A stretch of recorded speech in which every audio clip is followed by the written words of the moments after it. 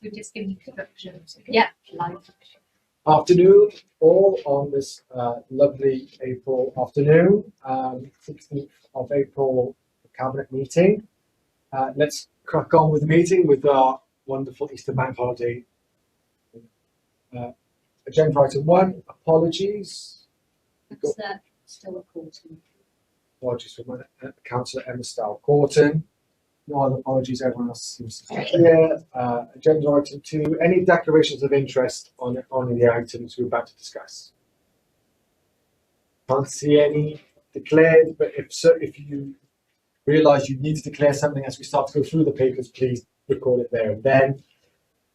Item 3, minutes from the March Cabinet meeting. Can I please move this as a true record? Thank you.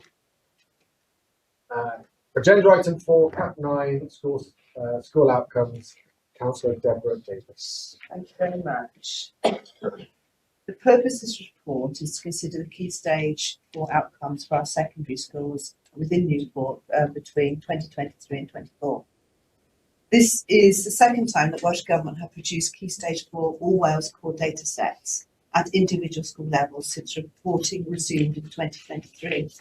It's important to remember that for 4 years prior to 2023, different methods for determining grades were in place. The data for 2024 is therefore only compatible to 1 year's worth of data reported in 2023. It should be noted that 2 years of data doesn't create a reliable trend analysis. Whilst this final set of data became available in January 2025, the local authority and its schools have used provisional data from the start of autumn 2024 to develop school improvement priorities. So it doesn't mean that schools have been ignoring priorities, they've been using other data to get there.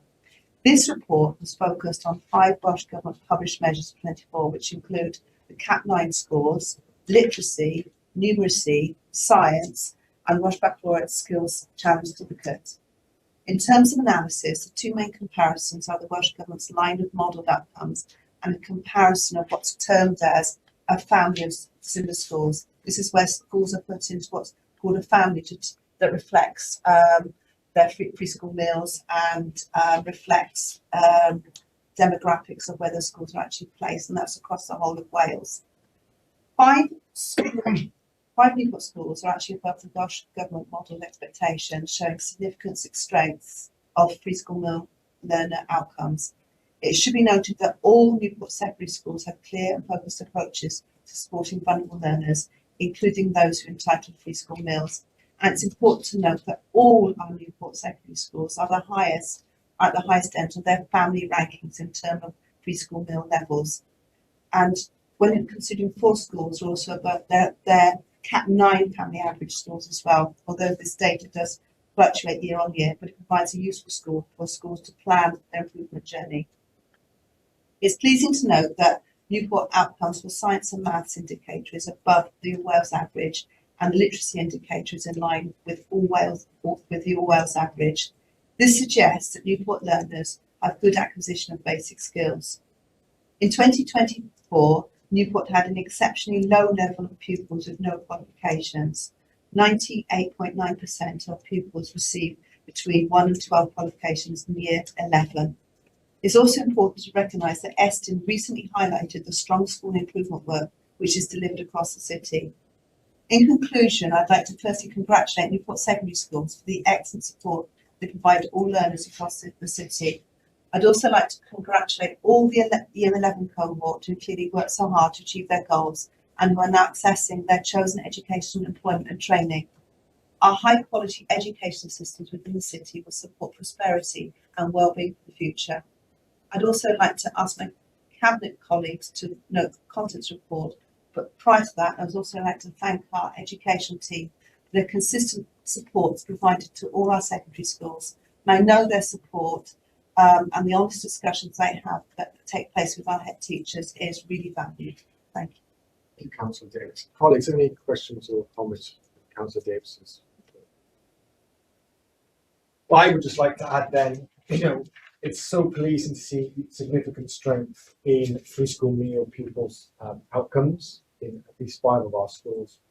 And moving forward, it's one of the biggest priorities for us in the education world to focus on those who are from low income backgrounds and making sure they achieve their potential and making sure schools have the tools to make sure they achieve their potential.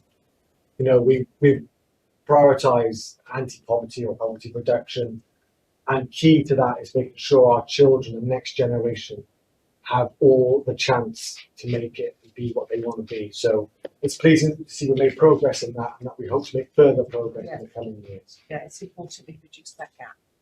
No parity. Any colleagues, any other points? Great, can we have a mover and a seconder, please? Move Clark and Councillor. Yeah, that's unanimously carried, yeah. Okay, agenda item 5, Highways Asset Management Plan. Councillor Rheoli. Thank you.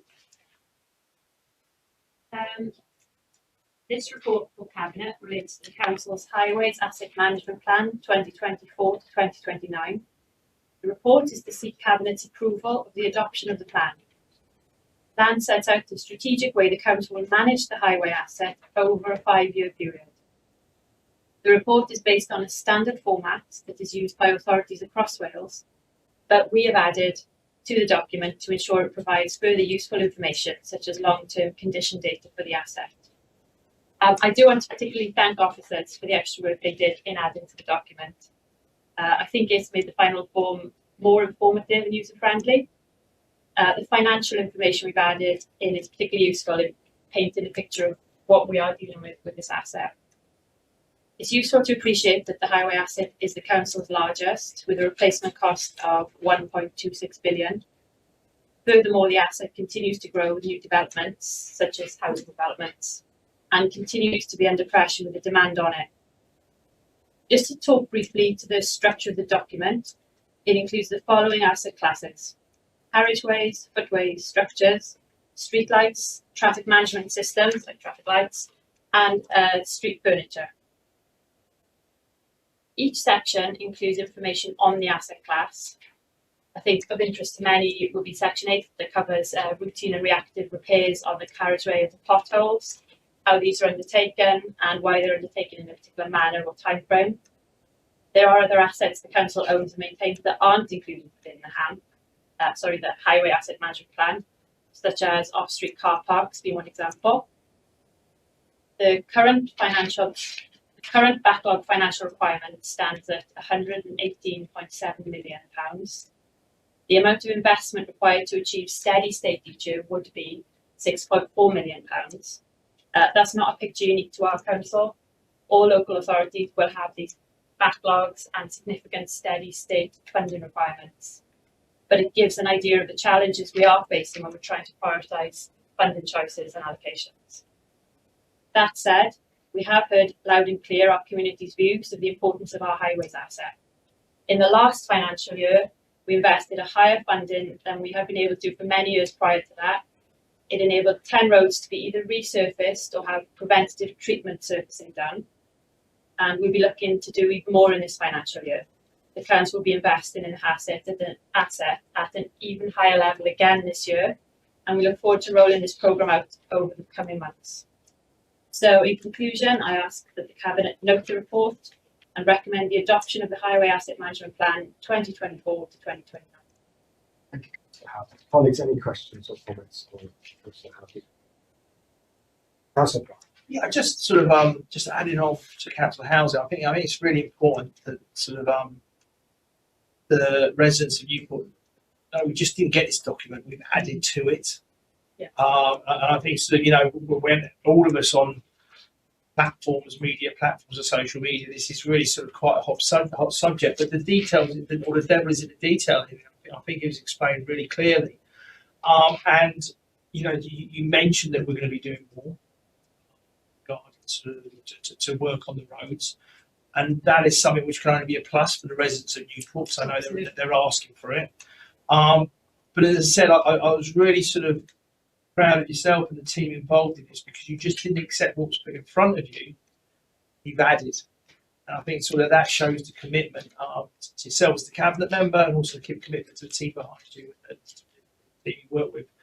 So yeah, I was pretty behind it. Yeah, thank you. It was a big priority for us to be user friendly. So, for example, if you go to each category, there's a sort of financial breakdown of revenue and capital, and it makes useful reading. I think people who want to get a bit more of an insight into what our challenges are. So, yeah. I've read other books, but I'm not saying This is the best one. if you have got time, do read it. That's Absolutely, exciting. Councillor House. Yeah. Absolutely. Might need to look at your collection of books. Any other comments? What I would like to add is thank to Councillor Howard for tremendous hard work. This is, as she rightly points out, a big issue for our residents, and we're prioritising this financially. Last year, and we'll put more in this year, and where we can, we'll add to that.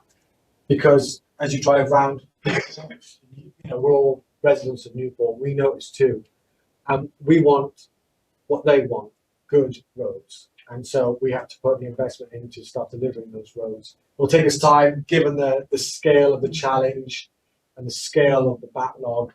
And what I love about this is it's transparent. We've made a big play about being transparent as a council the last year. Social media tends to distort, disinform. Is that even a word? Misinform. I'm not sure disinform is a word. Misinform. Either consciously or unconsciously, but here are all the facts, warts and all. And that transparency is what is important to keep faith in institutions. And for us, that is our top priority as well, to make sure people can have the access to the information they need to access to understand what's happening to their estates. But politically, as a cabinet, we are committed to investing more on our road networks to get as many roads as possible resurfaced.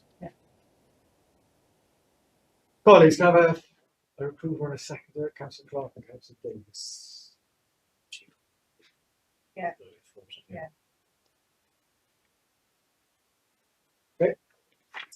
Okay, agenda item 6, street lighting report. Again, Councillor. Thank you. This report before Cabinet relates to the street lighting across the city. The report presents options for changes to the way we operate our street lighting, and seeks Cabinet approval for any changes to the way we currently operate our street lighting system. To note the history of changes to our street lighting system, in 2012, a decision was taken to switch off alternate lights between 10 PM and 6 AM. In 2019, as part of LED conversion, this was amended so the lights were switched off between 12 midnight and 6 AM.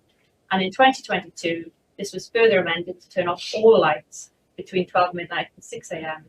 With the exception of those deemed as critical for highway safety purposes and for those in the city centre. Following the latest phase of the switch off in 2022, as members of the Cabinet, we've all received significant feedback on the matter, both from our elected colleagues and from constituents in our roles as ward members. Issues have included an increased perception of the fear of crime and concerns from non-car users when street lighting isn't in operation, such as shift workers. As a result of these concerns, Cabinet asked officers to consider options for the future operation of street lighting across the city. Officers have produced options for our consideration. These are, number 1, we could switch on every other street light between the hours of 12 midnight and 6 AM. 2, we could reduce the hours during which the street lights are switched off, so they switched off between 12 midnight and 5 AM, or retain the current system. While, as the report notes, switching on of alternate lights all night comes at a financial and carbon cost, the importance of our residents feeling safe is paramount to us, and they are telling us they do not feel safe with the lights being off. This needs to weigh strongly in the balance of the decision we make here today. So, in conclusion, I ask the Cabinet consider the options presented and decide on what option, if any, we would like to be progressed. Thank you, Councillor Howard. Councillor Davis. Thank you. I'm going to support option 1, and I hope my Cabinet colleagues support me on that proposal. And the reason for this is it's not an apocryphal tale that residents are scared to be out at night. I've met shift workers. I regularly door knock, and I've met shift workers, and I've talked to them about lights at night. And when a shift worker comes at home at 1:30 in the morning, and they park their car and they can't see their way down the street to get to their front door, and they feel unsafe because it's about the tripping and they're falling over or stepping in something that's not particularly pleasant, they need to see their way to their front door. Equally, it was a couple I was specifically speaking to about a fortnight ago. He comes in at 1:30 at night. She leaves at 4 o'clock in the morning, and they're regularly frightened for one another as they go in and out to work. So to hear that, as a city, as a Labour authority, we proposed putting those streetlights back on.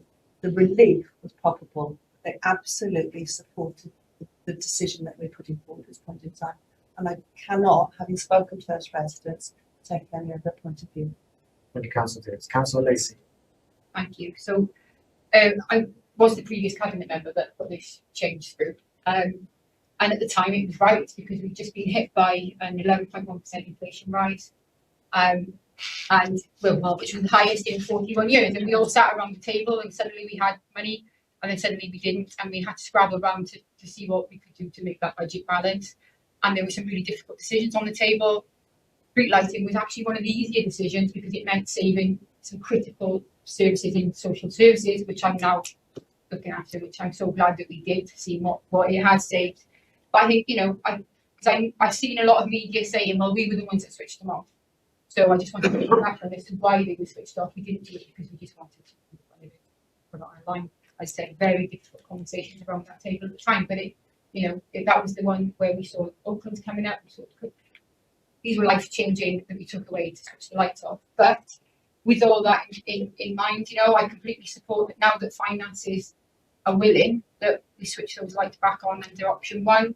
I think as Deputy Leader has mentioned and Councillor Howells, whilst it does mention crime rates within the report that are not that much happening, perception is difficult to record. I mean, it is about perception, and I think in my ward we've got a number of shift workers that actually get a bus to work as well.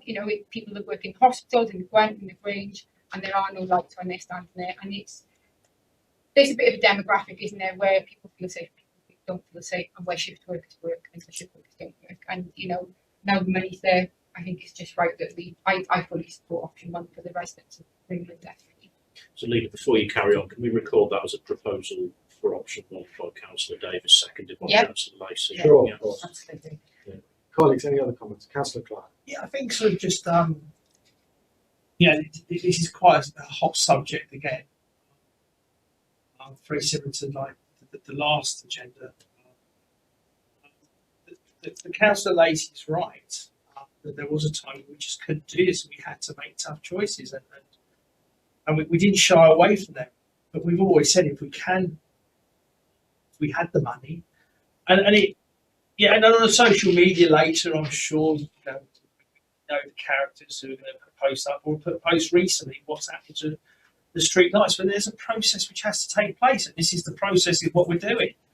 And I think it's really key for people to understand that what happened if the government in the UK hadn't changed, would we not have any money still? So I think that's down to relationships with ourselves, the council, the leader, Welsh Government and the UK Parliament. And it's no coincidence, in my view, that now there's a Labour UK government that we've got money for this. So yeah, tough decisions were made, and that's who we are, and that's what we do. We have to make those tough decisions. But also, we can, when necessary, when affordable, look at changing those decisions. That's exactly what we're doing, and I would expect everyone else to totally understand that. Because again, in both cases, we've been looking after the residents of Newport. Thank you, Councillor Clark. Councillor Forsey. Thank you. We've heard about technologically smart cities and streetlights with motion sensors, which I think would be a great solution to this problem. This would allow for streetlights to be on when people are moving about, and to be off when nobody's there. So this isn't available in this country yet, although it is available in some places in the world. But I'm keen for this to become available, the investment to install it, because I think that would be a great solution. I can see that people in some areas are calling for the streetlights to be on all night, but not everywhere. Although I recognise to try and differentiate between the different streets would be extremely complex. Council is required to get to net zero carbon by 2030, which, as we observed in a previous cabinet meeting, is only 5 years away. So my concern regarding this proposal is that this measure will increase the carbon footprint, which the climate change team are working hard to reduce. Councillor, thank you. Councillor Dan. Thank you, Peter. Yeah, just want to add on to what Councillor Davis mentioned, about speaking to residents on the ground. And, like Councillor Lacey and Councillor Clark mentioned, sometimes you do have to make tough decisions, business-related decisions. But it's also balancing that with, us being compassionate and being a listening council as well, and listening to the people on the ground. Broadly speaking, we're here to represent them.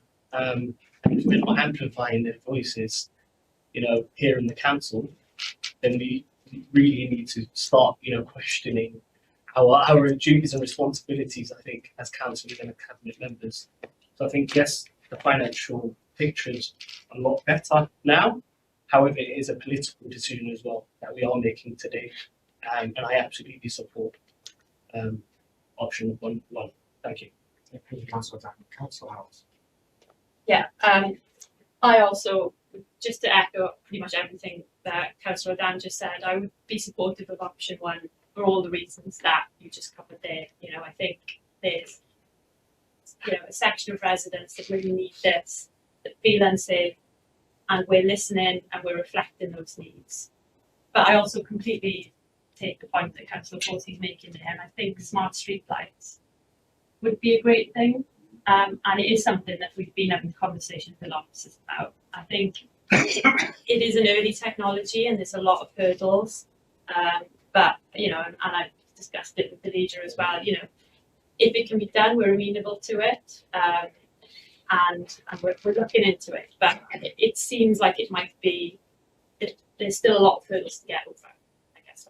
But yes, absolutely. If we could make these decisions in the future where you said, well, this area doesn't need it, let's just knock them off, and there was a centralised switch, well, let's knock them back on. That would obviously be the ideal situation for us to get to. So yeah, completely agree with that.